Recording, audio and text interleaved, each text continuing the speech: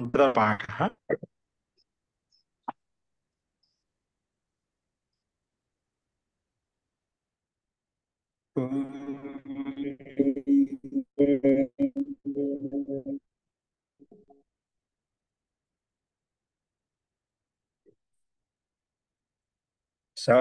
सहनाववतु सहनौ भुनक्तु सह वीर्यं करवावहै तेजस्विनावधीतमस्तु मा विद्विषावहै।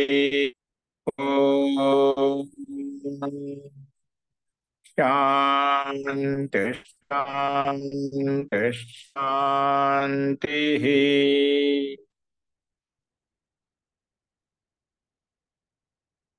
सर्वेभ्यो नमः। नमस्कार।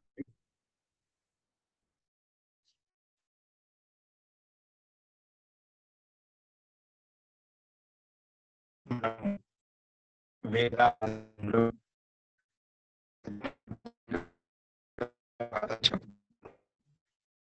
ఈ రెండో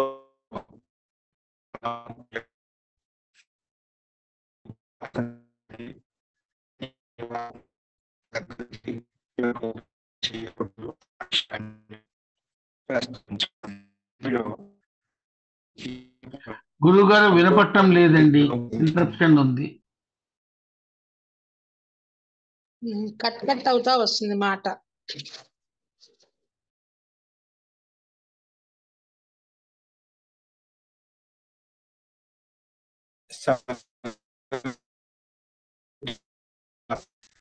అనే మొట్టమొదటి చెప్పుకున్నాం.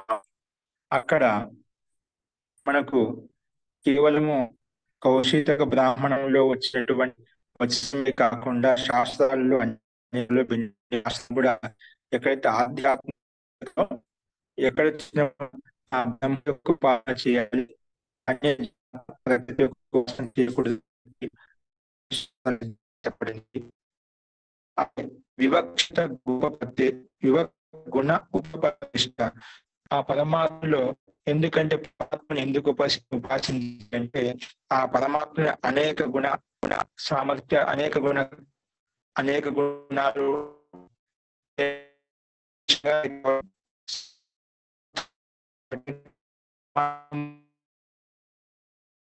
మాటలు బ్రేక్ అయితేనే గురుజీ.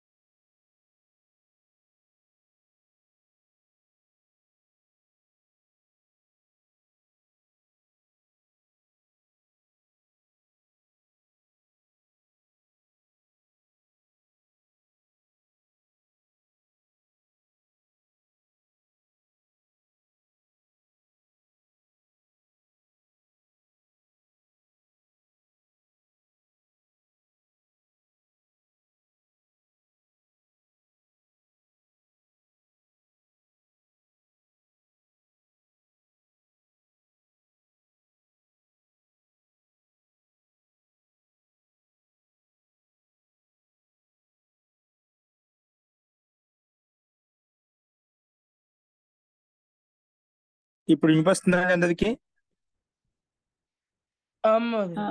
ఇప్పుడు మీరు అన్నమాట వినిపించిందండి గురుగారు. ఓకే అండి, చూడండి. అది నెట్వర్క్ మొన్నటి నుంచి వర్షం పడ్డ నుంచి ఏదో సమస్యంగా ఉన్నట్టుంది. వస్తే ప్రయత్నం చూడండి.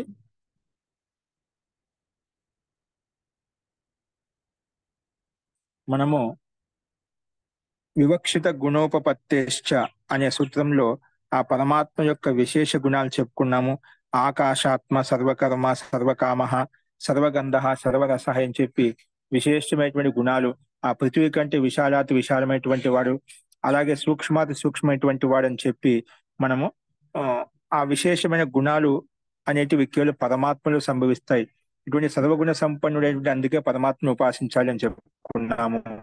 ఎందుకంటే ఈ గుణాలు అనేటివి అనుపపత్తేస్తు నా శారీర, శరీరధారి జీవాత్మలో ఇక్కడ చెప్పుకునేటువంటి సర్వకర్మ సర్వ కామ సర్వగంధ అనే గుణాలు ఏవైతే ఉన్నాయో అవన్నీ కూడా ఆ జీవాత్మలో వర్తించవు కాబట్టి, జీవాత్మలో సంభవం కావు కాబట్టి వీళ్ళు పరమాత్మని ఉపాసించదగిన వాడు, పరమాత్మని ఉపాసించాలి, వేరే జీవాత్మను ప్రకృతిని ఉపాసించకూడదని చెప్పుకున్నాం. ఇదే విషయంలో పుష్టి చేయడం కొరకు కర్మ కర్తృ వ్యపదేశాచ, జీవాత్మకి పరమాత్మకి మనం భేదకర్తని చెప్పుకుంటున్నాం. కర్మ కర్తృ వ్యపదేశాచ, ఇక్కడ కర్త జీవాత్మ ఆ పరమాత్మను, విశిష్ట గుణ సంపన్న పరమాత్మను పొందడం కోసం ప్రయత్నం చేస్తుంది. ఇక్కడ కర్మ రూపంలో పరమాత్మ చెప్పబడింది అంటే కర్త కర్మ రూపంలో చెప్పబడింది. కర్త ఎవరినైతే ఇష్టపడతాడో దానికి కర్మ సంజ్ఞ. కర్త ఏమి ఇష్టపడుతున్నాడు? కర్త జీవాత్మ ఆ పరమాత్మని ఇష్టపడుతున్నాడు. ఆ పరమాత్మని ఇష్టపడి పరమాత్మను పొందాలి, పరమాత్మ యొక్క ఆనందాన్ని పొందాలనే భావంతో ఇక్కడ సాధన విశేషం ద్వారా ఆ పరమాత్మ కోసం నిరంతరంగా గతిశీలంగా ధ్యానమగ్నుడవుతున్నాడు. ఇక్కడ కర్మ కర్తృత్వం యొక్క వ్యపదేశాన్ని బట్టి కూడా పరమాత్మే ఉపాసించదగిన వాడని చెప్పుకున్నాం. అలాగే శబ్ద విశేషాచ, శబ్ద విశేషం ద్వారా కూడా పరమాత్మే ఉపాసించదగిన వాడు, వేరే జీవాత్మలు ఉపాసించదగినవి కావు అని మనం ఇక్కడ కూడా ప్రస్తావించుకున్నాం అన్నమాట. శబ్ద విశేషం ద్వారా కూడా మనం చెప్పుకో, ఎందుకంటే ఆ పరమాత్మ సూక్ష్మ అనురణీయాన్ మహతో మహియా అని చెప్పి, అలాగే శ్యామకాద్వా శ్యామక తండ్రులాద్వా, ఇప్పుడు గోధుమల్లో ఉన్నటువంటి గోధుమ గింజ ఏదైతే ఉందో, అలాగే ధాన్యం గింజ ఏదైతే ఉందో, బియ్యం గింజ ఏదైతే ఉందో, మనకు అవన్నీ ఒక పొట్టు లోపల ఉంటాయి, లోపల సూక్ష్మంగా ఉంటాయి. దాంట్లో కూడా మొలకెత్తేటువంటి కనుపు అనేది ఇంకా సూక్ష్మంగా చిన్నగా ఉంటుంది కాబట్టి సూక్ష్మంగా ఉంటుంది. అలాగా ఆ పరమాత్మ అంతటా వ్యాపించి ఉన్నాడు, సూక్ష్మంగా ఉన్నాడని చెప్పి, అంటే అనియాన్ వ్రీహేరువా యవాద్వా శ్యామకాద్వా అని చెప్పి, అంటే ఆ ధాన్య గింజలో సూక్ష్మంగా ఉన్నటువంటి తత్వం అది పరమాత్మ తత్వం అని చెప్పి, ఆ రకంగా సూక్ష్మాది సూక్ష్మ స్వరూపుడు, స్థూలాది స్థూల స్వరూపుడు అని చెప్పి శబ్ద విశేషం ద్వారా కూడా మనము ఆ పరమాత్మ యొక్క అస్తిత్వాన్ని మనం ప్రస్తావించుకున్నాం. అస్తు, ఇందులో ఏదైనా సందేహం చెప్పండి.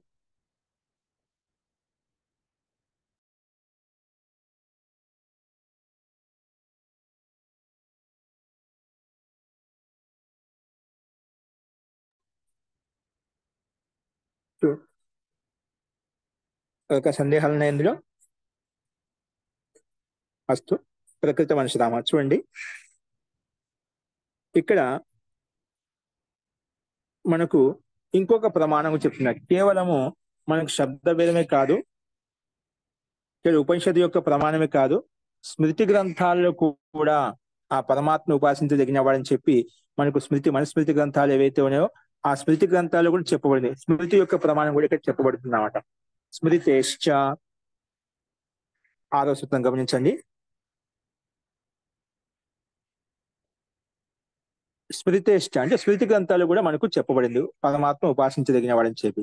చూడండి, స్మృతేహ నా కేవలం ఔపనిషద్ శబ్ద భేదాద్ ఏవా కింటు స్మృతేహి శబ్ద భేదాదపి బ్రహ్మాత్మ కర్మ జీవాత్మ చ కర్త దృశి క్రియాయాః స్పష్టం ఉపలభ్యతే.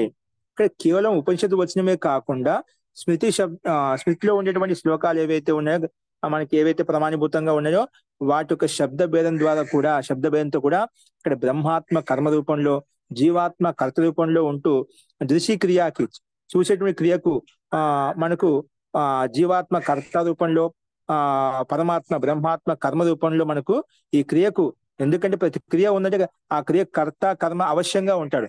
ప్రతి వాక్యంలో క్రియ ఉంటుంది, కర్త ఉంటాడు, కర్మ ఉంటుంది, క్రియ ఉంటుంది. ప్రతి క్రియ వెనుక కర్త ఖచ్చితంగా ఉంటాడు అనమాట. అందుకే ఇక్కడ దృశ్య క్రియకి కర్త ఎవరంటే జీవాత్మ, దృశ్య క్రియకి కర్మ ఎవరంటే బ్రహ్మ అని చెప్పుకున్నాం, బ్రహ్మాత్మ అని చెప్పుకున్నాం. ఇది స్పష్టం ఉపలభ్యత, స్పష్టంగా కనిపిస్తుంది. ఎక్కడ కనిపిస్తుంది అంటే దానికి ఉదాహరణ ఇచ్చారు ఇక్కడ. యథా ఏవం యః సర్వభూతేషు పశ్యతి ఆత్మానం ఆత్మన, ఆత్మన ఆత్మానం, ఆత్మన పరమాత్మానం సహ సర్వ సమతాం ఏత్య బ్రహ్మ అభ్యేతి పరం పదం. బ్రహ్మ అభ్యేతి పరం పదం అని చెప్పి ఇక్కడ మనకు మంత్రం చేయబడింది. ఎవరైతే సర్వభూతేషు సమస్త ప్రాణుల్లో సమస్త జీవుల్లో ఆ ఆ పశ్యతి ఆత్మానం పశ్యతి, ఆత్మానం పశ్యతి అంటే ఆత్మవత్ వ్యవహారం చేస్తున్నాడు అన్నమాట. అంతలో సమస్త జీవుల్లో సమస్త ప్రాణుల్లో తన ఆత్మకు సమానంగా తన ఆత్మ పట్ల ఎలాంటి భావనతో యుక్తమే ఉంటాడో అలాగే సమస్త జీవుల్ని చూస్తున్నాడు. అలాగే సమస్త జీవుల్లో పరమాత్మ యొక్క స్వరూపాన్ని చూస్తున్నాడు. నాలో ఉండే ఆత్మ అన్ని జీవుల్లో ఉండే ఆత్మ ఒకటే అని చెప్పి అలాగా ఆత్మవత్ వ్యవహారం చేస్తున్నాడు. అంతటా పరమాత్మను చూస్తున్నాడు. ఏ విధంగా అని హృదయంలో ఆ పరమాత్మను చూస్తున్న విధంగా ధ్యానస్థులుగా ఉండి నువ్వు పరమాత్మని పరమాత్మ లీనమై ఉన్నావో అలాగే నాలో ఉన్నటువంటి పరమాత్మ అందరిలో ఉన్నాడు, సమస్త జీవుల్లో ఉన్నాడు. అలాగే ఆత్మవత్ వ్యవహారం చేస్తున్నాడు. అందుకే సర్వభూతేషు పశ్యతి ఆత్మానం ఆత్మదుగా అన్ని జీవుల్లో ఉండే ఆత్మస్వరూపాన్ని బ్రహ్మస్వరూపాన్ని చూస్తున్నాడు. అలాగా ఎవరైతే చేస్తారో సహా సర్వ సమతాం యత్ అటువంటి ఆ రకంగా సమస్త జీవుల్లో సమాన రూపంలో బ్రహ్మ రూపంలో అంతా బ్రహ్మే అని చెప్పి చూస్తున్న వ్యక్తి సాధకుడు ఎవరైతే ఉన్నదో సర్వ సమతాం యత్య అంటే అన్ని రకాల సమానత్వాన్ని పొంది బ్రహ్మ అభ్యేతి ఆ బ్రహ్మతత్వాన్ని పొందగలుగుతా అంట. బ్రహ్మ అభ్యేతి అంటే ఈ సమస్త జీవుల్లో సమస్త వస్తువుల్లో సమస్త పదార్థాల్లో ఆ పరమాత్మను చూస్తున్నాడు. పరమాత్మ జీవులైన జడ పదార్థులైన చేతన పదార్థులైన సమస్త జీవులైన అంతటా కూడా ఆ పరమాత్మ యొక్క వాసం ఉంది, పరమాత్మ యొక్క అస్తిత్వం ఉంది, పరమాత్మ యొక్క కర్తృత్వం ఉంది అని చెప్పి ఆ రకంగా ఎవరైతే చూస్తున్నారో అటువంటి వ్యక్తి అనుభూతిని పొందుతున్నాడో అటువంటి వ్యక్తి సమతాం ఏత్య అంటే సమత అంటే ఒక సమాత్వాన్ని పొంది ఆ పదంతో యుక్తమైనటువంటి బ్రహ్మ యొక్క అస్తిత్వాన్ని బ్రహ్మ యొక్క అనుభూతిని పొందగలుగుతాడు, ఆ బ్రహ్మకు దగ్గర కాగలుగుతాడు. అందుకే ఇక్కడ ఆ సమతను పొందగలుగుతాడు అంటే ఆ బ్రహ్మతత్వాన్ని పొందే యోగ్యతను పొందగలుగుతాడు అని చెప్పి ఇక్కడ మనకు ఈ మంత్రం చెప్తుందంట. పరంపదం అంటే పరంపదం స్వరూపుడైనటువంటి ఆ బ్రహ్మను పొందగలుగుతాడు, బ్రహ్మకు దగ్గర కాగలుగుతాడు, బ్రహ్మ యొక్క అనుభూతిని పొందగలుగుతాడు అని చెప్పి ఇక్కడ మనకు మనుస్మృతి యొక్క వచనం చెప్పబడింది. ఎందుకంటే ఇక్కడ సా ఏష దర్శన క్రియాయా కర్మ కర్తృ వ్యపదేశ పరమాత్మ జీవాత్మ విషయకు వేదానుకూలు అస్తి. ఇక్కడ పరమాత్మ జీవాత్మ యొక్క భేదకథను ఏదైతే ఉందో భిన్న భిన్న కర్మ రూపంలో కర్త రూపంలో కర్మ కర్త అంటున్నా ఖచ్చితంగా భిన్న భిన్నం చూపించుకోవాలి. కర్త వేరు కర్మ వేరు అని చెప్పి కర్తనే ఒక వస్తువును ఒక కర్మను ఒక పదార్థం ఇష్టపడి దానికోసం ప్రయత్నం చేస్తాడు, క్రియ చేస్తాడు. అది ఇక్కడ కర్మ కర్త రూపంలో భిన్న భిన్నంగా వ్యపదేశమే ఉంది కాబట్టి అదే కథనము స్మృతి యొక్క వచనం ద్వారా స్పష్టమవుతుంది. కాబట్టి దీన్ని బట్టి మనం ఇక్కడ వేదానుకూలంగా ఉన్నటువంటి స్మృతి గ్రంథం యొక్క ప్రమాణం తీసుకొని ఇక్కడ ఆ పరమాత్మ ఉపాసించదగిన వాడు ఇక్కడ కర్మ కర్త వ్యపదేశాన్ని బట్టి కూడా ఆ భిన్న భిన్నంగా గ్రహించాలి. అలాగే పరమాత్మను ఉపాసించాలి, జీవాత్మ గాని ప్రకృతిని కానీ ఉపాసించకూడదు అని చెప్పి మనకు ఈ వర్ణం ద్వారా తెలుస్తుందన్నమాట. అందుకే పరమాత్మ జీవాత్మ విషయకు వేదానుకూలం అస్తి. వేదానుకూలంగా ఈ మా శ్లోకాంశం కూడా మనకు కనిపిస్తుంది. వేదే స్పష్టం విద్య ఈ విషయం మనకు వేదం కూడా స్పష్టంగా చెప్పుకున్నాం అనమాట. ఎలాగంటే దాని కింద ఉదాహరణ చూపిస్తున్నాడు. వేదే స్పష్టం విద్య ఇదే వేదానుకూలమైనటువంటి ఉదాహరణ ఇక్కడ మనకు ఇంకో చూపిస్తున్నాడు. వేదే స్పష్టం విద్యతే తద్యత ఎలాగంటే తద్విష్ణో పరం పదం సదా పశ్యంతి సూరయ. ఇది మనం ఎక్కువగా చెప్పుకుంటూ ఉంటామట. ఇక్కడ మనకు పరమాత్మ జీవాత్మ విషయకు వేదానుకూలం అస్తి, వేదానుకూలంగా ఉంటుంది అనేది ఈ విషయంలో వేదంలో స్పష్టంగా చెప్పండి. ఆ విషయాన్ని ఇక్కడ మనకు ఉదాహరణ రూపంలో ప్రస్తావించాలి. ఋగ్వేదంలో 1వ మండలంలో 22వ సూక్తంలో ఉన్నటువంటి 20వ మంత్రంలో మనకు తద్విష్ణో పరం పదం సదా పశ్యంతి సూరయ. తద్విష్ణు అంటే ఇక్కడ విష్ణు అంటే ఎవరు?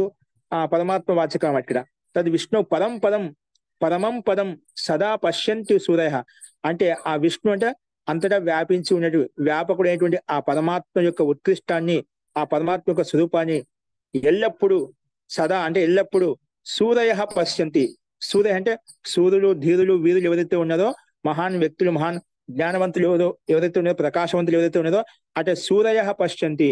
అలాంటి పరమం పదమైనటువంటి ఆ విష్ణు పదాన్ని ఆ పరమాత్మ యొక్క వ్యాపకత్వాన్ని కేవలము సూరయ పశ్యంతి, సూర్యులు ధీరులు మాత్రమే, ఆ విద్వాంసులు మాత్రమే ఆ పరంపదాన్ని పొందగలుగుతారు, పరంపదాన్ని, ఆ పరమాత్మ యొక్క వ్యాపకత్వాన్ని చూడగలుగుతారు అని చెప్పి మనకు వేదంలో కూడా స్పష్టంగా వర్ణించబడింది. అందుకే ఆ పరమాత్మను ఉపాసించాలనే సందర్భాన్ని ఇక్కడ వ్యక్తం చేస్తున్నారు.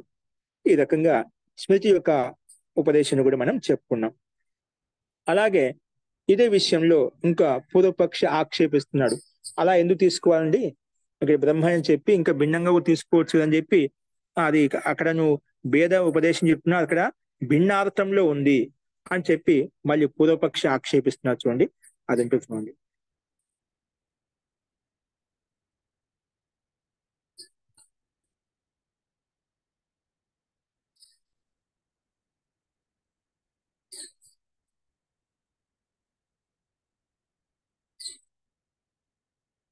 అర్భకౌకస్త్వాత్ తద్ వ్యపదేశాచ నేతి చేత్. ఇది ఇంతవరకు పూర్వపక్ష ఆక్షేపిస్తున్నాడు.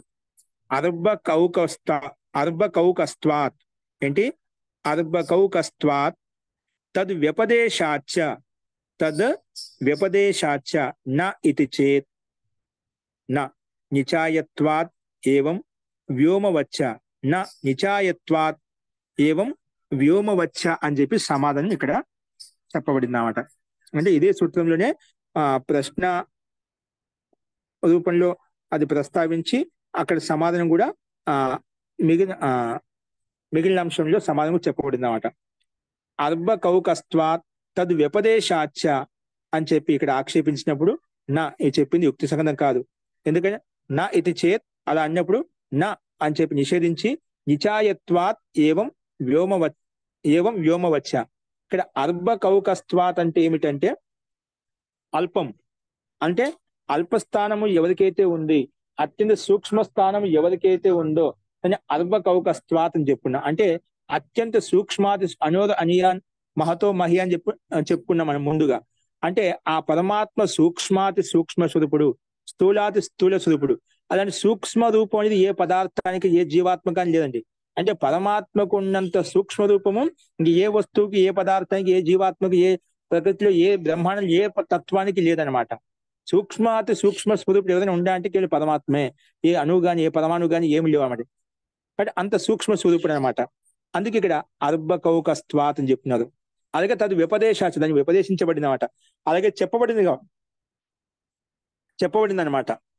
ఇక్కడ మనకు మీరేం చెప్పారు, గోధుమలో ఉన్నటువంటి గోధుమ గింజ అయితే ఉందో పొట్టులో ఉన్న గింజ తీనప్పుడు లోపల సూక్ష్మంగా ఉన్నాడు, ధాన్యం గింజలో బియ్యం రూపంలో సూక్ష్మంగా ఉన్నాడు, అని లోపల అంతర్జయంలో ఉన్నాడు, సూక్ష్మంగా ఉన్నాడు.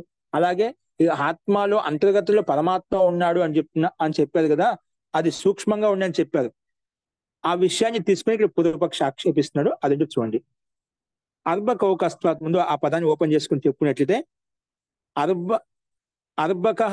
అర్భకం అంటే ఏమిటి, అల్పం. అర్భకం అంటేనే అల్పం, అంటే సూక్ష్మం అని అర్థం. ఓకహ అర్భక ప్లస్ ఓకహ ఈ రెండింటిని కలిపితే అర్భకౌకహ అయిపోయింది అనమాట. అందులో ముందు అర్భక శబ్దానికి అర్థం ఏం చెప్పబడిందంటే అల్పము అంటే తక్కువ, సూక్ష్మము, చిన్నది, ఇలాగ అర్థం చెప్పండి.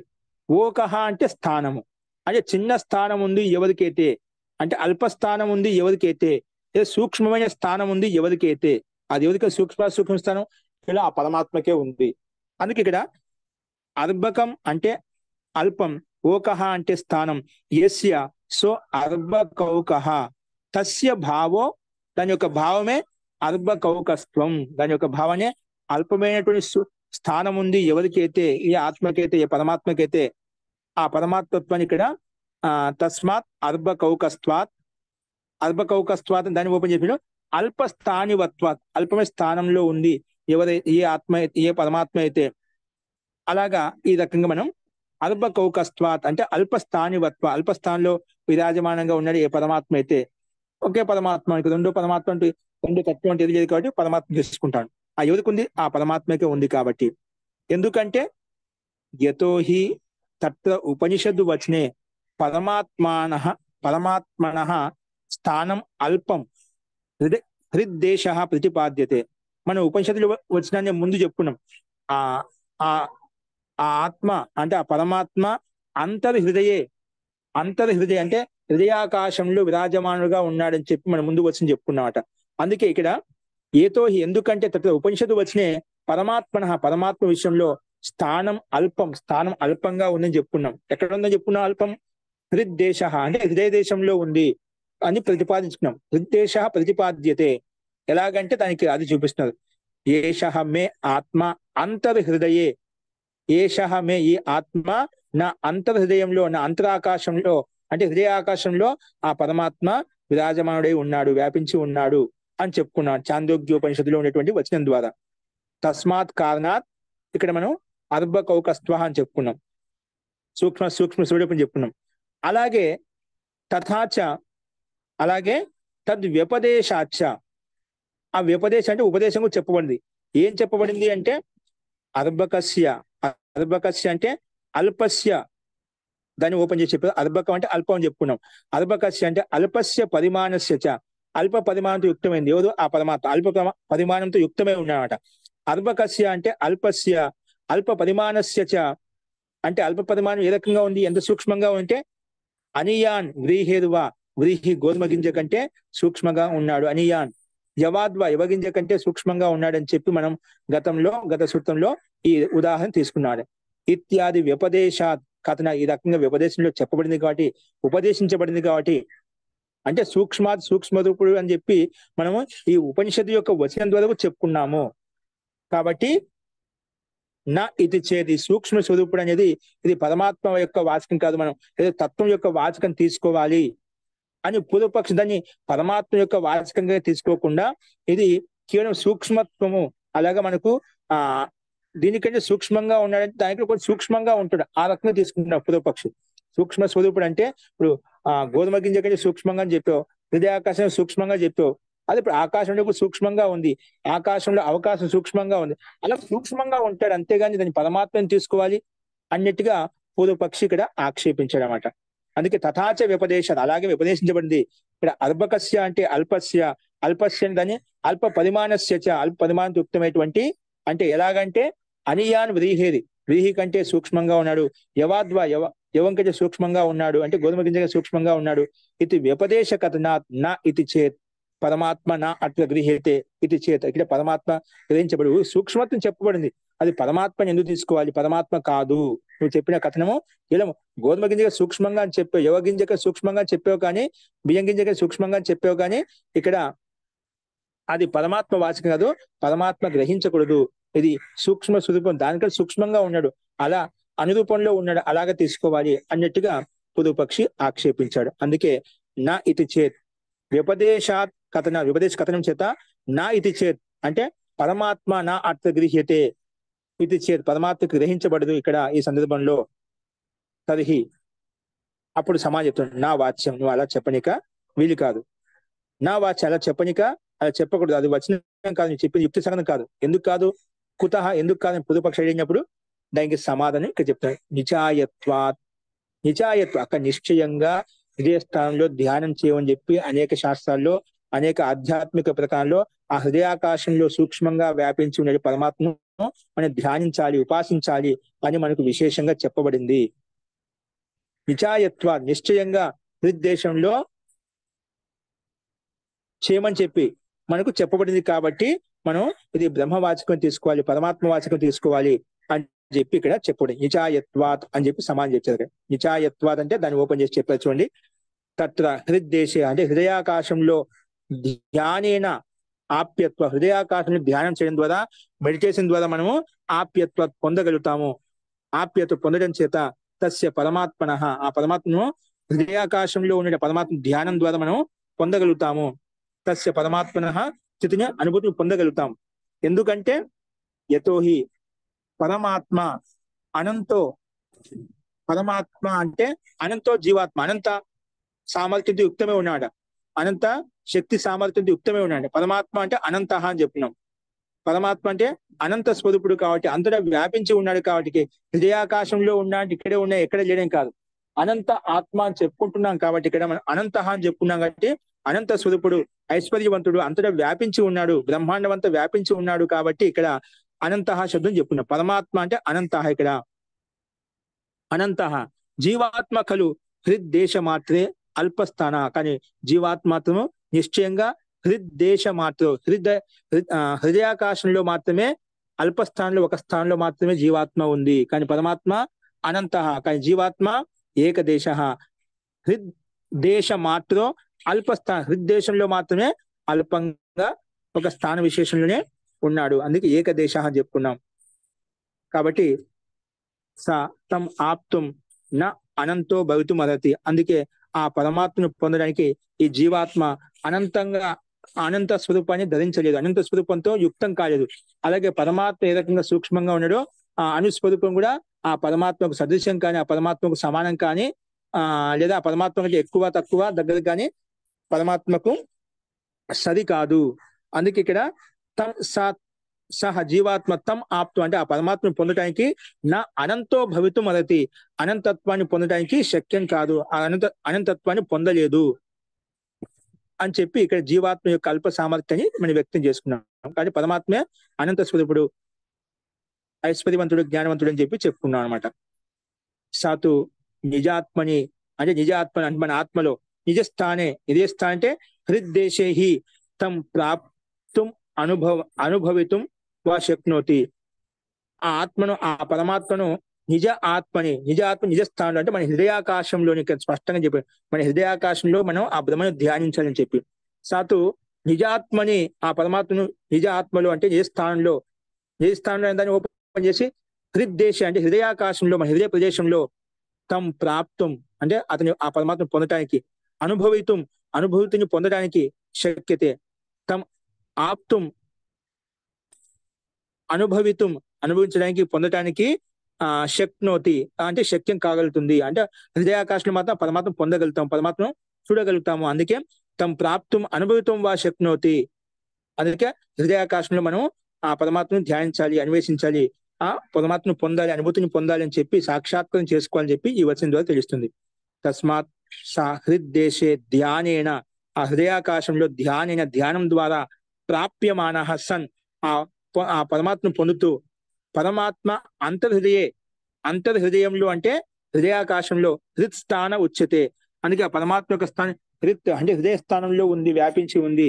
ఆ పరమాత్మ అనంత శక్తితో యుక్తమై ఉన్నాడు కాబట్టి అక్కడే మనం ధ్యానం ద్వారా మనం పొందగలుగుతాము. ప్రాప్యమాన సన్ పరమాత్మ అంతర్హృదయే హృత్స్థాన ఉచ్యతే. ఇక్కడ హృదయ స్థానం మనకు చెప్పబడింది.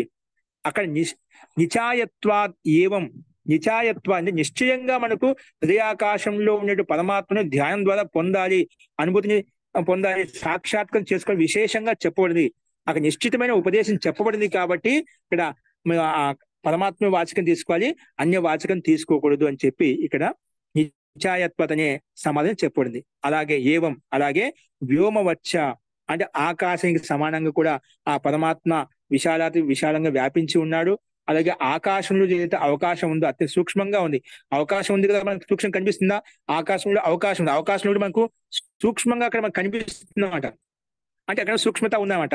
అలాగా వ్యోమవచ్చ అనే దానికి సమానం చెప్పవచ్చు. తథాచ ఏవం వ్యోమవచ్చ అలాగే ఆకాశానికి సదృశ్యంగా అంటే ఎట్లా? ఇత్తం ఏతద్ కథనం, ఈ రకమైన కథనం ఏదైతే ఉందో, వచనం ఏదైతే ఉందో, వ్యోమవత్ సంగచ్చతే ఆకాశానికి సమానం కూడా మనకు సంగతి యుక్తంగా ఉందన్నమాట. వ్యోమ సంగచ్చతే అంటే సంభవతి, ఆకాశం ఏ విధంగా వ్యాపించి ఉందో, ఆకాశంలో అవకాశం ఏ విధంగా కనిపిస్తుందో అలాగా పరమాత్మ విశాల స్వరూపుడు. అలాగే ఆకాశంలో అవకాశం ఏ విధంగా ఉందో అలాగా సూక్ష్మ స్వరూపుడు అని చెప్పి ఇక్కడ మనకు ఈ కథనం ద్వారా తెలుస్తుంది. అందుకే సంగచ్చతే అంటే సంభవతివా. అందుకే ఇక్కడ చెప్పాడు యథాహి వ్యోమార్థాత్ ఆకాశ, వ్యోమం అంటే ఆకాశ, వ్యోమార్థాత్ అంటే ఆకాశ సర్వగత సన్నపి ఖలు అల్పస్థానే అవకాశ రూపేణ ప్రాప్యతే. ఈ వ్యోమం అనేది ఆకాశం సర్వగత సన్నపి అంటే అంతటా వ్యాపించి ఉన్నప్పటికీ కూడా, బ్రహ్మాండం అంతా విశ్వం అంతా వ్యాపించి ఉన్నప్పటికీ కూడా ఖలు అల్పస్థానే అవకాశ రూపేణ, అల్పస్థానంలో అంటే ఆకాశంలో ఏదైతే అవకాశం ఉందో ఆ అవకాశం తీసుకునే ఇక్కడ ఖలు అల్పస్థానంలో అంటే అవకాశ రూపేణ ప్రాప్యత, అవకాశ రూపేణ పొందుతున్నామట. అలాంటి ఆకాశంలో వ్యాపించి ఉన్నప్పటికీ కూడా ఒక దేశంలో, ఒక స్థానంలో, హృదయాకాశంలో, ప్రదేశంలో మనం అవకాశ రూపంలో మనం పొందుతున్నాము. అందుకే అల్పస్థానంలో అవకాశ రూపంలో ప్రాప్యత పొందగలుగుతున్నాము. ప్రాప్యత శుచి అగ్రాదపి సూక్ష్మ. ఈ ఆకాశంలో మనకు అవకాశం ఎక్కడ ఉందండి? మనం ఒక సూది యొక్క కొన భాగాన్ని మనం కూర్చోడానికి కూడా అవకాశం ఉంది ఇక్కడ. ఆకాశంలో ఏదైతే అవకాశం ఉందో, అవకాశంలో మనం అక్కడ సూక్ష్మంగా ఉన్నటువంటి ఆ సూది యొక్క కొన భాగాన్ని కూర్చుతున్నామా? అది చెప్పాడు ఇక్కడ. ఆ శుచి అగ్రాదపి సూక్ష్మ. ఆ సూది యొక్క కొన భాగం ఎంతైతే సూక్ష్మంగా ఉందో దానికంటే కూడా సూక్ష్మ స్వరూపుడు, అంటే దానికి సూక్ష్మంగా ఉంది అవకాశము. అందుకే శుచి అగ్రాదపి సూక్ష్మం. దాన్ని ఇంకో రకంగా చెప్పాడు, ద్వ్య అణుకాదపి అనియాన్. ఇప్పుడు అణువులు పరమాణులు చెప్తున్నా, అవి ఎంత సూక్ష్మంగా ఉంటాయి, ఏదో మన మైక్రోస్కోప్ లో చూస్తే కనిపిస్తుంటాడు, అంత సూక్ష్మంగా ఉంటాయి. ద్వ్య అణుకాదపి అనియాన్, అత్యంత సూక్ష్మంగా ఉన్నాడు, అత్యంత సూక్ష్మ స్వరూపుడు ఆ పరమాత్మ. అందుకే ద్వెనుకాదపి ద్వెనుక అణువులు పరమాణులు ఏవైతే వాటికంటే కూడా అన్య సూక్ష్మంగా ఉన్నాడు. అందుకే అనియాన్ వక్తుం శక్తి, అంతగా సూక్ష్మంగా ఉన్నాడని చెప్పి మనం చెప్పుకోవచ్చు. తద్వత్, అలాగే అంటే పరమాణులు ఇంకా దానికంటే ఆకాశంలో ఉండే అవకాశం విధంగా సూక్ష్మంగా ఉందో దానికంటే పరమాణుల కంటే సూక్ష్మంగా అవకాశం విధంగా కల్పిస్తుందో. ఎందుకంటే ఈ పరమాణులన్నీ ఎక్కడ ఉన్నాయి?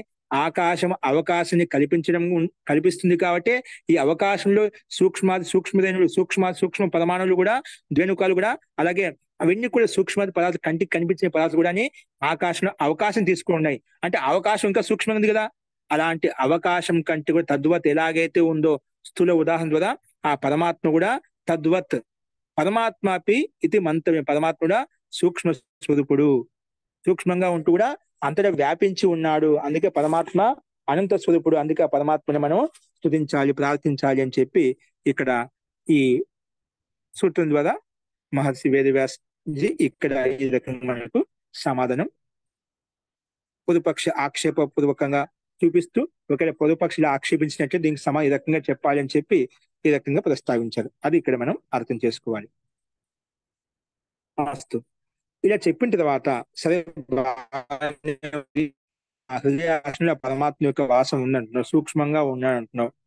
కానీ ఆ పరమాత్మలో ఉన్నాడు, జీవాత్మలో పరమాత్మ ఉన్నాడు కదా, జీవాత్మ వ్యాపించాడు. ఏ విధంగా జీవాత్మలో ఆ పరమాత్మ వ్యాపించి ఉన్నాడు కదా, జీవాత్మ ఏ విధంగా సుఖ దుఃఖాలు అనిపిస్తుందో అలాగే పరమాత్మలో సుఖ దుఃఖాలు వ్యాపిస్తాయి అని పూర్వపక్ష ఆక్షేపిస్తున్నామంట. జీవాత్మలో పరమాత్మ ఉన్నాడు, సూక్ష్మంగా వ్యాపించి మా హృదయదేశంలో ఉన్నాడని చెప్తున్నావు. హృదయదేశంలో ప్రయత్నం చేసి ధ్యానం ద్వారా పరమాత్మ పొందాలంటున్నావు. ఇప్పుడు హృదయదేశంలో ఉన్నప్పుడు, హృదయాకాశంలో అంటే జీవాత్మలో ఆ పరమాత్మ ఉన్నప్పుడు జీవాత్మ ఏదైనా సుఖ దుఃఖ అనుభూతిని పొందుతుందో అలాగే పరమాత్మ కూడా జీవాత్మ సుఖ దుఃఖ ఏదైనా అనుభూతిని పొందుతుందో అలాగే పరమాత్మ సుఖ దుఃఖాల యొక్క అనుభూతి పొందుతా అని చెప్పి అలాంటి ఆక్షేపం వస్తుంది. దానికి ఏం సమాధానం చెప్తావు అని పూర్వపక్ష ఆక్షేపిస్తున్నాడు. అతను కూడా భోగ ప్రాప్తి కలుగుతుంది. ఏ విధంగా జీవ సుఖ దుఃఖాలను భోగం చేస్తుందో అలాగే పరమాత్మ సుఖ దుఃఖాలను అనుభవిస్తాడు, సుఖ దుఃఖాలను భోగం చేస్తాడు అని చెప్పినప్పుడు దానికి సమాధానం చూడండి. సంభోగ ప్రాప్తి రీతి చేత్, జీవాత్మలో కూడా సంభోగ ప్రాప్తి కలుగుతుంది. పరమాత్మ కూడా సంభోగ ప్రాప్తి కలుగుతుంది. ఎందుకంటే జీవాత్మలో పరమాత్మ ఉన్నా అంటున్నావు. జీవాత్మ ఏదో సుఖ దుఃఖాల యొక్క అనుభూతిని పొందుతుందో, భోగాన్ని అనుభవిస్తుందో అలాగే పరమాత్మ కూడా భోగ ప్రాప్తి కలుగుతుంది. సంభోగ ప్రాప్తి ఇది చేత్ అని పూర్వపక్ష ఆక్షేపించాడు. సంభోగ ప్రాప్తి కూడా ఆ జీవాత్మలో కలుగుతుంది. ఇది చేత్ నా, అలా చెప్పడానికి లేదు. ఆ పరమాత్మలో సంభోగ ప్రాప్తి కలగదు. ఎందుకు కలగదు? వైశేష్యాత్, ఎందుకంటే జీవాత్మ కంటే పరమాత్మ విశేషంగా ఉన్నాడు కాబట్టి, విశేషమైనటువంటి అస్తిత్వంతో యుక్తమై ఉన్నాడు కాబట్టి, విశేషతత్వం విశేష గుణాలు ఆ పరమాత్మలో ఉన్నాడు కాబట్టి సంభోగ ప్రాప్తి ఆ జీవాత్మలో వ్యాపించి ఉన్నప్పుడు కూడా జీవాత్మలో ఈ విధంగా సుఖ దుఃఖాలు అనుభవిస్తుందో, భోగం చేస్తుందో అలాగా పరమాత్మ భోగం చేయడు. ఎందుకంటే విశేష గుణాలతో యుక్తమై ఉన్నాడు కాబట్టి అని చెప్పి మనం ఈ రకంగా విషయాన్ని ప్రస్తావించుకున్నాం. కాబట్టి సంభోగ ప్రాప్తి అనేది పరమాత్మలో వ్యాపించినట్లయితే అని పూర్వపక్ష ఆక్షేపించినప్పుడు అది యుక్తం కాదు, అలా భోగ ప్రాప్తికి యుక్తం కాడు. ఎందుకంటే వైశేష్యాత్, పరమాత్మలో విశిష్ట గుణాలు ఉన్నాయి కాబట్టి అని చెప్పి ఈ సూత్రం యొక్క అర్థాన్ని మనం చెప్పుకున్నాం. అదే విషయాన్ని కింద చెప్పారు చూడండి. సంభోగ ప్రాప్తి హితి చేత్, దాన్ని ఓపెన్ చేసి చెప్పాడు. జీవేన సార్ధం, జీవాత్మతోటి జీవేన సార్ధం బ్రహ్మణో హృద్దేశ రూప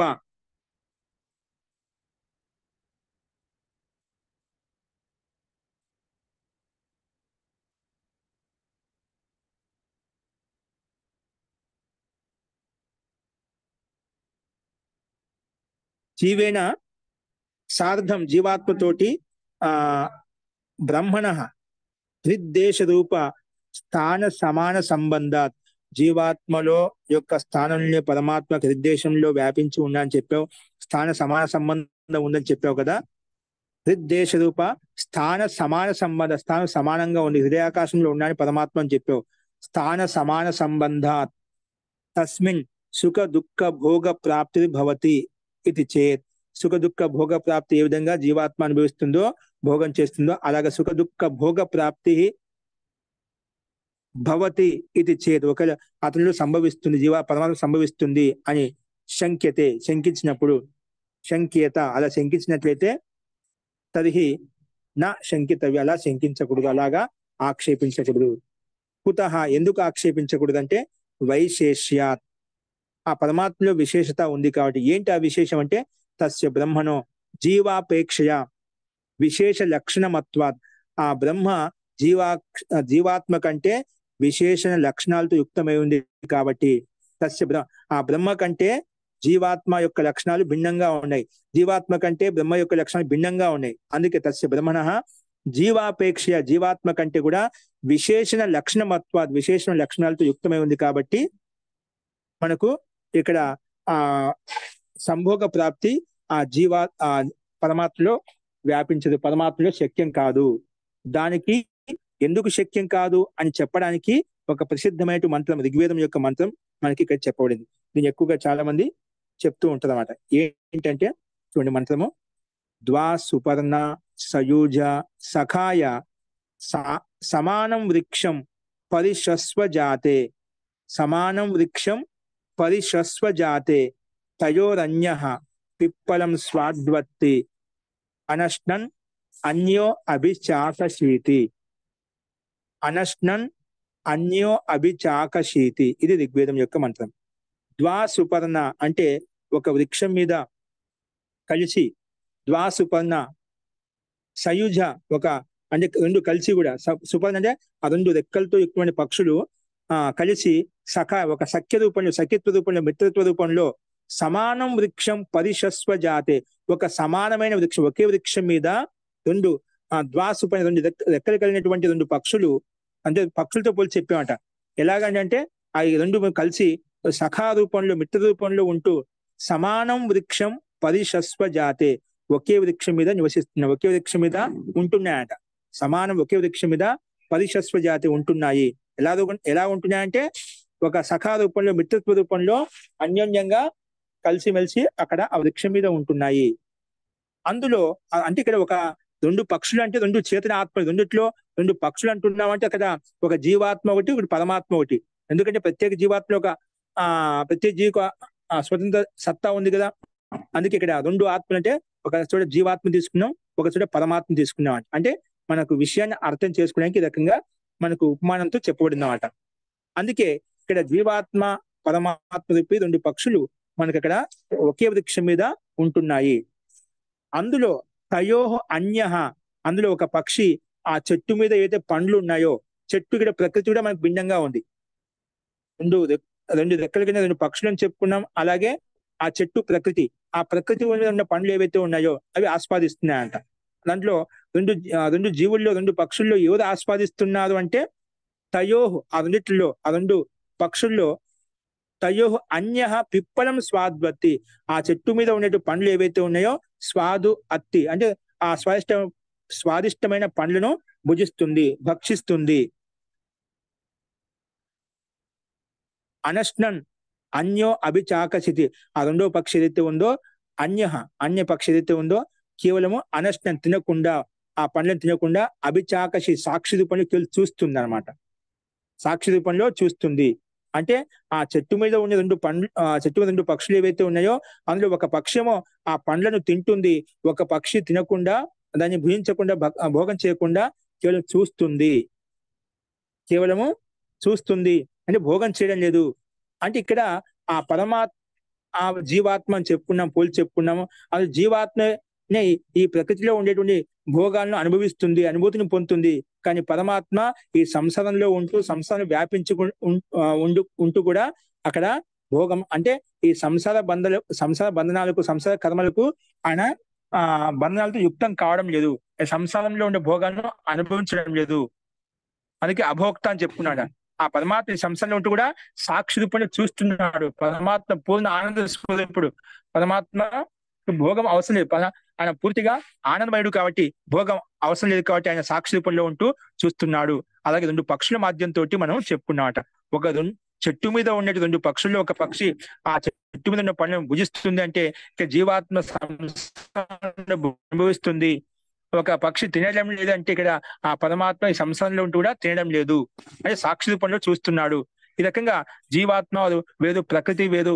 అలాగే ప్రకృతి చెట్టు ఏదైతే ఉందో, చెట్టు మీద పండ్లు ఏవైతే భుజించేటువంటి ద్రవ్యం ఏదైతే ఉందో, ఇక్కడ మనకు జీవాత్మ, పరమాత్మ, ప్రకృతి 3 తత్వాలు ఇక్కడ ఈ మంత్రం ద్వారా మనం విశేషంగా చెప్పుకోవచ్చు. 3 తత్వాలు ఇక్కడ మనకు విశేషంగా ఈ మంత్రం ద్వారా చెప్పబడుతున్నాయి అన్నమాట. అందుకే ఇక్కడ ఇది ఋగ్వేదంలో ఉండే మంత్రాన్ని మనం ఇక్కడ ప్రస్తావించుకున్నాం. అలాగే ముండకోపనిషత్తులో కూడా చెప్పుకున్నాం అన్నమాట.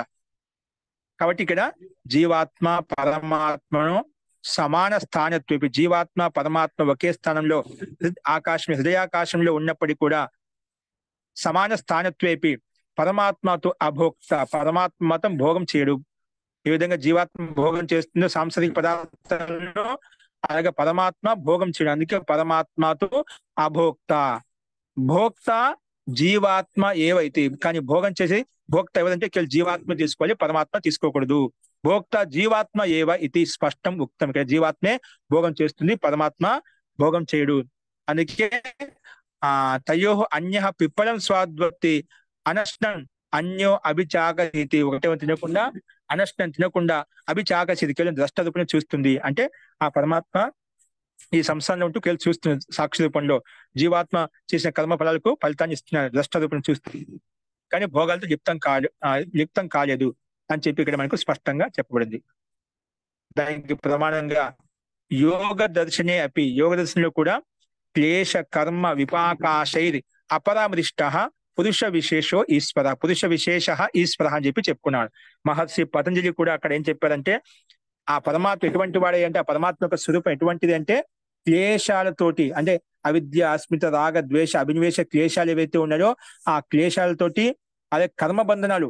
కర్మ అంటే మనం ఏ విధంగా కర్మలు చేస్తామో, పుణ్యకర్మలు, పాప కర్మలు ఏవైతే చేస్తామో, ఉభయ కర్మలు ఏవైతే చేస్తామో, అలాగా పరమాత్మ క్లేశాలతోటి కానీ కర్మలతోటి కానీ, అది విపాకం అంటే విపాకం. ఏదైనా కర్మ చేసినప్పుడు, పుణ్యకర్మ చేసినప్పుడు, పాపకర్మ చేసి ఒక ప్రారంభం ఏర్పడుతుంది. పుణ్యకర్మాశయం పాపకర్మాశయం ఏర్పడుతున్నమాట.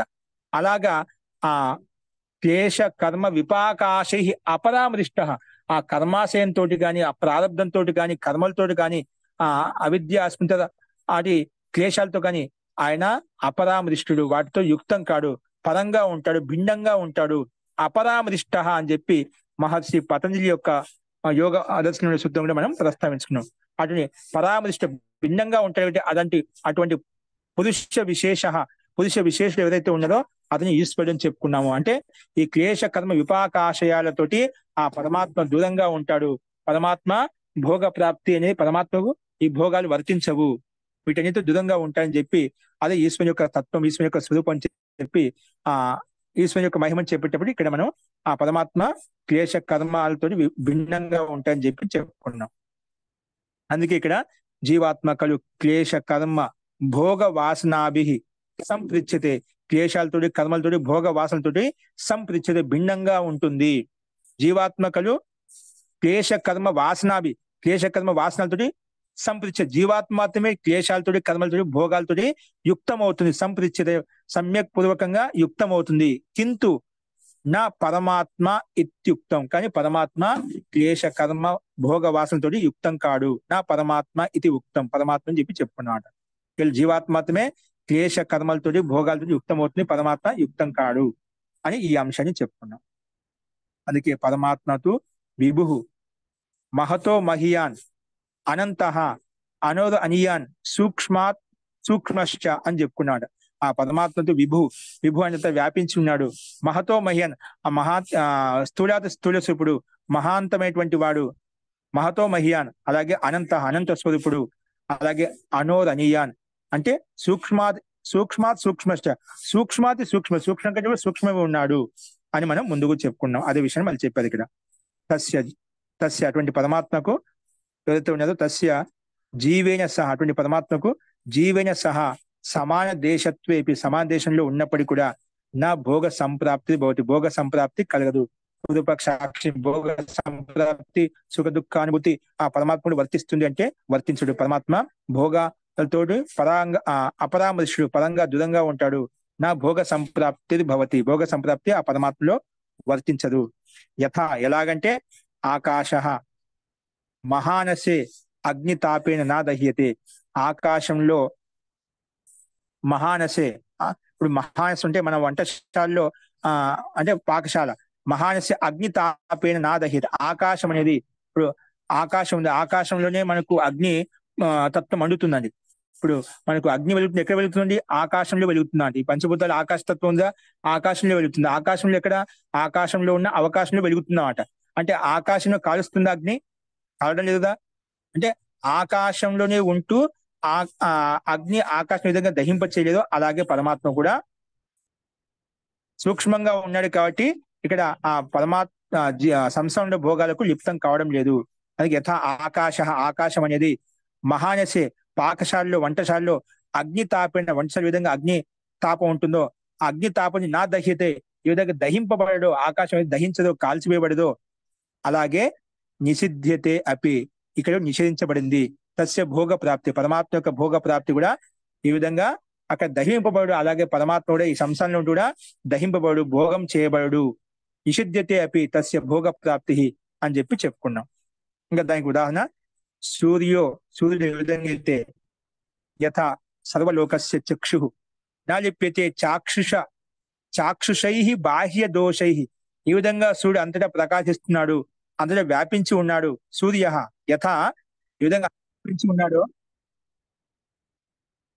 వ్యాపించి ఉన్నాడు అనమాట, అంతటా వ్యాపించి ఉన్నాడు అనమాట.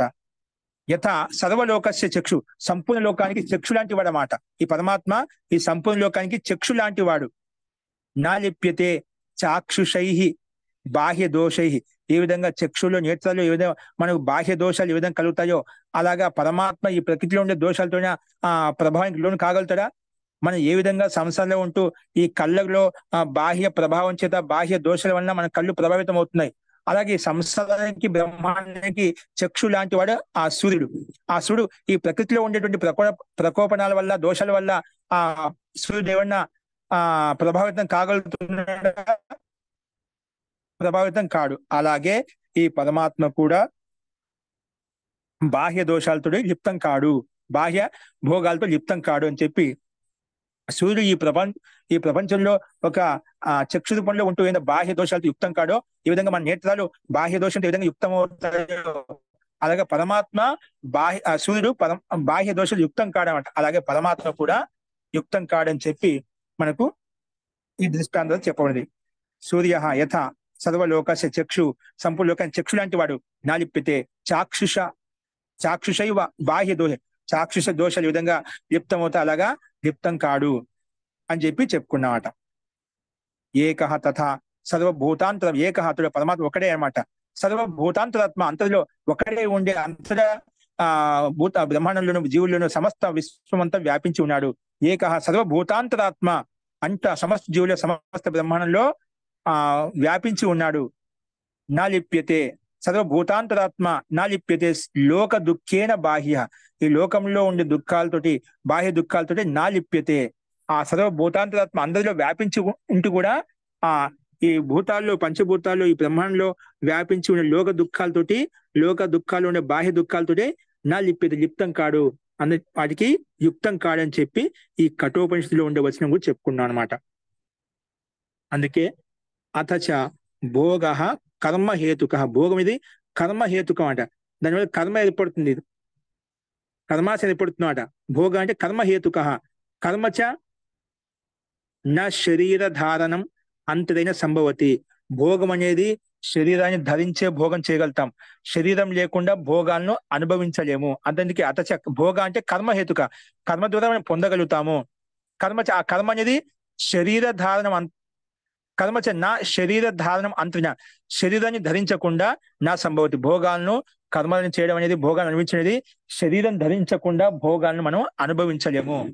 కింటు పరమాత్మతో శరీర సంబంధాత్ పృథగ్భూత ఏవ. కానీ పరమాత్మ ఈ శరీరంతో వేరుగా ఉండే. పరమాత్మ అకాయ అని చెప్పుకున్నాడు. పరమాత్మ శరీరధారి కాదు, పరమాత్మకు శరీరం అంటూ లేదు. కింటు పరమాత్మతో శరీర సంబంధ పృథగ్భూత ఏవ. పరమాత్మ శరీరభూతంతో శరీరం యొక్క సంబంధంతో భిన్నంగానే ఉన్నాడు. కానీ జీవాత్మనే శరీరంతో సంబంధం ఏర్పరచుకొని పాంచభౌతికాలతో సంబంధం ఏర్పరచుకొని భోగాలను సుఖ దుఃఖాలను అనుభవిస్తుంది, భోగాలను తో యుక్తమవుతుంది. అందుకే దీనికి ఉదాహరణ చూపిస్తున్నారు. ఉక్తం ఎలాగ చెప్పబడింది. ఎందుకంటే వేదంలో కూడా యథా ఎలాగంటే అజహ, ఆ పరమాత్మ ఎప్పుడు కూడా జన్మించడు. ఏకపాత్ అంతటా ఒకే తత్వంలో ఒకే విధంగా నిశ్చయాత్మకంగా ఒకే విధంగా ఉంటాడు, అఖండంగా ఉంటాడు, ఏకరసంగా ఉంటాడు అన్నమాట. ఎప్పుడు జన్మించడు. ఆ అజహ అని చెప్పి అజస్వరూపుడు అని చెప్పి ఆ పరమాత్ముడు అజహ ఏకపాత్, ఎప్పుడు ఒకే విధంగా అందరూ ఒకే విధంగా మనకు ఉపలబ్ధం అవుతాడు, ఒకే రకంగా ఉంటాడు, నిశ్చయాత్మకంగా ఉంటాడు, పరివర్తన చెందడు. అందుకే అజహ అని చెప్పి ఇక్కడ అజహ అనే బిందు మీద కేంద్రీకరించబడింది యజుర్వేదం యొక్క మంత్రంలో. ఆ పరమాత్మకు జన్మ ఉండదు అన్నమాట. జన్మ ఎదుర్కొంటుంది, శరీరాన్ని ధరించే వారికి మాత్రం జన్మ ఉంటుంది. పరమాత్మ అజన్మ అని చెప్తామట.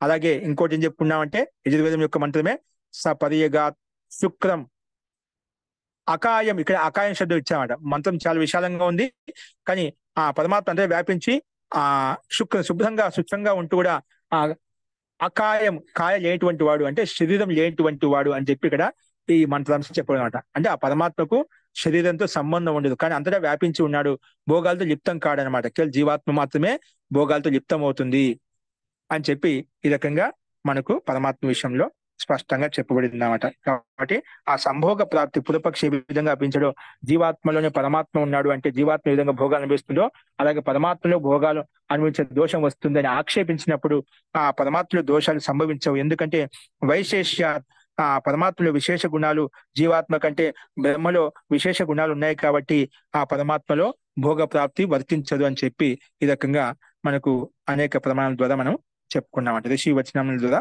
ఈ రకంగా ప్రస్తావించుకున్నాం. కాబట్టి పరమాత్మ ఉపాసించదగిన వాడు జీవాత్మ ప్రకృతి కాదని చెప్పి ఈ రకంగా కూడా మనం విషయాన్ని ఈ భాషలో ప్రస్తావించుకున్నాం. అస్తు. అలాగే ఇప్పుడు పరమాత్మ అభోక్త అని చెప్పావు, అకాయ అని చెప్పావు, అభోక్త అని చెప్పావు. కానీ కింద 9వ సూత్రంలో అత్త చరాచర గ్రహణాత్ చర అచర గ్రహణాత్ ఇక్కడ అత్త అని చెప్పాడు అంటే భోగం చేసేవాడు అని చెప్పి పరమాత్మ శబ్దం వచ్చినాడు. ఏ రకంగా భోగం చేస్తున్నాడు ఆ విషయంలో సమానం చెప్పబడుతుంది. అదేంటో మనం తెచ్చుకుంటామండి. అస్తు. అత్త అంటే భోగ ప్రాప్తి పరమాత్మ వర్తిస్తుంది. ఏ రకం వర్తిస్తుంది అనేది దానికి సమాధానం చెప్తారు. అంటే అంత భోగ స్వరూపుడే, కానీ ఏ రకం భోగం చేస్తున్నాడు ఈ సంసారాన్ని ఈ జీవాత్మలకు సందర్భంలో ఆ విషయాన్ని మనకు ఏంటో రేపు చూద్దాం. అస్తు. ఇందులో ఎవరికైనా సందేహం ఉందా? మహోదయ వ్రీహేర్వా అంటే ఏమోదయ? వ్రీహి అంటే గోధుమ గింజలు ఉంటాయి కదా, గోధుమ ధాన్య గింజలు ఉంటాయి కదా, దానికంటే దాని పక్కన మళ్ళీ దాంట్లో అదే వ్రీహి అన్నా ఏమన్నా దాంట్లో గోధుమల్లోనే రకాలండి. మరి బియ్యంలో ఏ విధంగా రకాలు ఉన్నాయో ధాన్య గింజల్లో అలాగా దాంట్లో దాన్ని బాలి జవ్వు అని చెప్పి అంటుంటామట. కొంచెం దాన్ని అదే గింజలో కొంచెం దాంట్లో ప్రకారం జాతి భేదం. మోదయ పరమాత్మ అపీతి మంతవ్యం. అపీతి అంటే ఏమోదయ? పరమాత్మ కూడా అని అర్థం చేసుకోవాలి. ఇక్కడ ఎక్కడ చెప్పేది మీరు పరమాత్మ లాస్ట్ లో మోదయ చివరిలో తద్వత్ పరమాత్మ అపీతి మంతవ్యం. తద్వత్ అంటే ఏ విధంగా ఆకాశంలో అవకాశం ఇచ్చినటువంటి అగ్ని ఏ విధంగా అయితే ఆకాశాన్ని దహింప చేయడం లేదో అలాగే ఆయన పరమాణుల కంటే సూక్ష్మంగా ఉన్నాడు. సూక్ష్మదేవుల కంటే సూక్ష్మంగా ఉన్నాడు. తద్వత్ అలాగే పరమాత్మ కూడా అలాగే సూక్ష్మాతి సూక్ష్మంగా ఉన్నాడు. ఆ పరమాత్మ సూక్ష్మంగా ఉన్నాయి. ఈ విధంగా మనం పరమాణు అత్యంత సూక్ష్మంగా ఉన్నాయని చెప్తాం కదా, మనం మైక్రోస్కోప్ ద్వారా చూస్తామని చెప్తామని.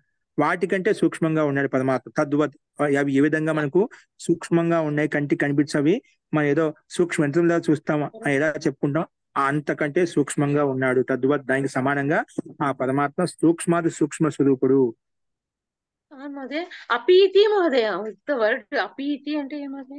అదే అపి పరమాత్మ కూడా, అపి ఇతి పరమాత్మ కూడా అని అర్థం. అపీతి ఓకే మహోదయ, అపీతి ఓకే అలాగే. మహోదయ ఇక్కడ ఒక మంత్రంలో, పైన మంత్రంలో సుపర్ణ సయుజ సఖాయ సమానం వృక్షం పరిషస్వ జాతే అన్న తర్వాత తయోరన్య పిప్పలం స్వాదత్తి అనస్నన అన్యం దగ్గర ఈ అనస్నన అన్యం అంటే ఒకే అర్థమా మహోదయ?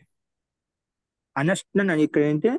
అనస్న అంటే తినకుండా, అస్న అంటే తినడం అంట, అనస్న అంటే తినకుండా. మరి అత్తి స్వాదు అన్న కూడా అత్తి తినడమే కదా మహోదయ? స్వాదత్తి అన్న కూడా తినడం.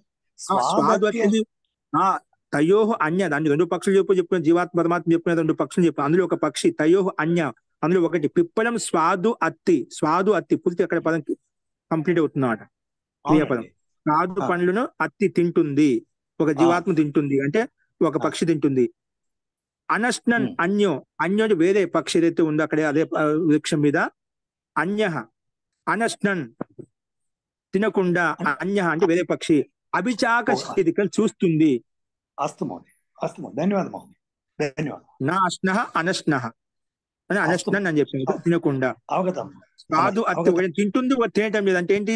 అక్కడ జీవాత్మ అంటే ఈ జీవాత్మ సంసారంలో భోగాన్ని తింటుంది, భోగం చేస్తుంది, కానీ పరమాత్మ ఈ సంసారంలో భోగం చేయాలి. అలాగే ఒకే వృక్షం మీద ఉంటూ, అలా ఒకే సంసారంలో ఉంటూ ఆ పరమాత్మ కూడా ఈ బ్రహ్మాండంలో సృష్టించి బ్రహ్మాండం వ్యాపించి ఉన్నాడు. అలాగే ఒకే వృక్షం మీద ఉంటూ, ఒకే చోట ఉంటూ, అక్కడ ఒకటేమో పండ్లను తింటుంది, ఒక పండ్లు తినలేదు, సాక్షి పండ్లో చూస్తుంది ఒక పక్షి. అంటే అక్కడ పరమాత్మతో జీవాత్మను పోల్చి మనం ఈ రకంగా చెప్పుకున్నామట. పండు పండు పండు పూర్వమపి ఏతద్ విషయం సమ్యక్ భవాన్ వర్ణతః మహోదయ. ఇక్కడ కూడా దీన్ని బట్టి కూడా మనకి మూడు పరమాత్మ వేరు, జీవాత్మ వేరు, ప్రకృతి వేరు అని చెప్పి మనకు ఇక్కడ ఈ మంత్రం ద్వారా చాలా మంది విశ్లేషించుకుంటుంటామంట. అంటే ఇక్కడ మనకు పదమే చెప్తున్నప్పుడు ఏదైనా ఒక దృష్టాంతాన్ని, పరమాత్మ యొక్క తత్వాన్ని చెప్పాలంటే ఆ బ్రహ్మాండంలో ఉండే పదార్థాన్ని ఆధారం చేసుకొని చెప్తామండి. యథా పిండే తథా బ్రహ్మాండ, పిండంలో ఏవైతే ఉండే బ్రహ్మాండం వర్ణించాలంటే ఆ రకంగా పిండంలో ఉండే పదార్థం తీసుకొని చెప్తామట, బ్రహ్మాండంలో పదార్థం తీసుకుని పరమాత్మతో చెప్తామట.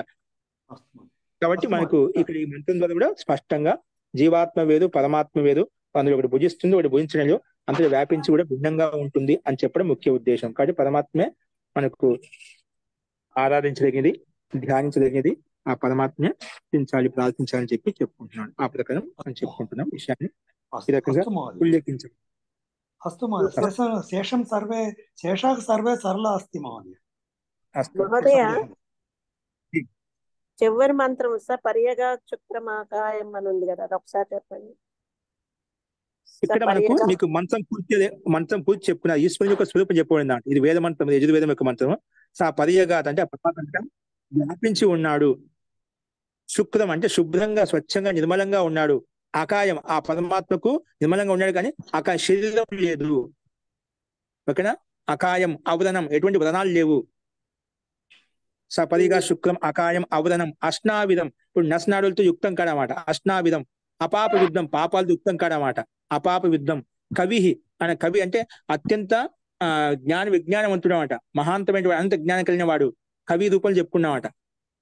అంటే మంత్రదృష్ట అనమాట. అన్నిటి చెప్పు ఈ విధంగా అలాగా కవిది మనిషి స్వయంభూ అన స్వయం ప్రకాశం, స్వయం జ్ఞానస్వరూపుడు అనమాట అని ఆ రకంగా మంత్రం మనకు చెప్పబడింది అనమాట. ఇక్కడ మనకు ముఖ్యంగా అకాయం, పరమాత్మకు ఎటువంటి శరీరం లేదు, పరమాత్మ శరీరం ధరించాడు, అంతటా వ్యాపించి ఉన్నాడు. ఆ పరమాత్మ పరి అంటే అంతటా వ్యాపించి ఉన్నాడు. నలుదిశల్లో అంతటా బ్రహ్మాండం విశ్వంతో వ్యాపించి ఉన్నాడు. అంతటా వ్యాపించి ఉన్నాడు. ఆకారంతో ఆకుతో ఉన్నాడా? లేదు. అకాయం, ఆకాయం లేదు అంటే శరీరం లేదు. శుక్ర అంటే అక్కడ శుభ్రమైనటువంటి ఆ పరమాత్మ శుద్ధమైనటువంటి వాడు, అతి నిర్మలంగా స్వచ్ఛంగమైనటువంటి వాడు ఆ పరమాత్మ. ఆ పరమాత్మ దివ్య స్వరూపాన్ని, నిర్మలమైన స్వరూపాన్ని మనం చూస్తాం కదా. ఆ పరమాత్మ పొందాలంటే మన నిర్మలత్వం కావాలంటాం, శుద్ధ హృదయంతో చూడగలుగుతాం. అంటే ఆ పరమాత్మ అంత స్వచ్ఛమైనటువంటి, నిర్మలమైనటువంటి వాడు ఆ పరమాత్మ. ఈ మంత్రాంశం వస్తుందండి అక్కడ పూర్తిగా వ్యాఖ్యానం చెప్తున్నమాట, ఎలా చెప్పాను. ఓకేనా? మహోదయ మహోదయ మన అజ పరమాత్మ ఏక జీ మహోదయ అజ ఏక పాత్ ఉంది మహోదయ. అజ అంటే ఏం మహోదయ? జన్మ తీసుకోడు, జన్మ లేదు ఆ పరమాత్మ. అజహ అజన్ముడు, జన్మ లేనటువంటి వాడు ఆ పరమాత్మ. ఎప్పుడు ఒకే రసంగా ఒకే విధంగా ఉంటాడు, నిశ్చయాత్మక ఒకే విధంగా ఉంటాడనమాట, అఖండంగా ఉంటూ ఏకరసంగా ఉంటాడనమాట. అతను ఎటువంటి పరిణామం జరగదన్నమాట, ఎటువంటి మార్పు జరగవన్నమాట. ఈ బ్రహ్మాండంలో ప్రతి పదార్థంలో మార్పు చెందుతూ ఉన్నాయి. అలాగే పరమాత్మ మార్పు చెందడు, పరివర్తన చెందడు అనమాట. అస్తు మహోదయ, ధన్యవాద మహోదయ. జీ మీకు వరలక్ష్మి గారు స్పష్టమైందా? ఈ మంత్రం పూర్తిగా చెప్పుకున్నాను. ఇక్కడ అకాయం ఆ శబ్దం మీద ఫోకస్ చేయండి. మీరు శరీరం లేదు, కాయం అంటే శరీరం అని తెలుసు కదా, అకాయం శరీరం లేనటువంటి వాడు. తెలుసు. ఓకే, శుద్ధమైనటువంటి వాడు అంతటా సవర్యగా అంతటా వ్యాపించి ఉన్నాడు. వ్యాపించి కూడా ఆయన శరీర రహితంగా ఉన్నామట. ఆ మంత్రాన్ని పూర్తి ఇప్పుడు సమయం అందుకని అయింది కాబట్టి మనకు తర్వాత చూద్దామండి. ధన్యవాదాలు. శాంతి అంటే రేపు చూద్దామండి. ఓ సర్వే భవంతు సుఖినః, సర్వే సంతు నిరామయాః, సర్వే భద్రాణి పశ్యంతు, మా కశ్చిత్ దుఃఖభాగ్ భవేత్. ఓం శాంతి శాంతి శాంతి.